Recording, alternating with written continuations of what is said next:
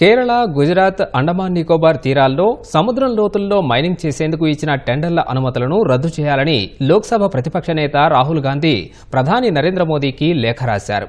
శాస్త్రీయ అధ్యయనాలు చేయకుండా ప్రైవేటు వ్యక్తులను ఆఫ్షోర్ మైనింగ్ చేసేందుకు అనుమతించడం వల్ల సముద్ర పర్యావరణం, జీవ వైవిధ్యం దెబ్బతింటుందని రాహుల్ ఆందోళన వ్యక్తం చేశారు. ఆఫ్షోర్ మైనింగ్ టెండర్ల అనుమతులను తీవ్రంగా ఖండిస్తున్నారన్న గాంధీ కోట్ల మంది మత్స్యకారుల జీవనోపాధి, వారి సంప్రదాయ జీవన విధానం ప్రమాదంలో పడుతుందని హెచ్చరించారు.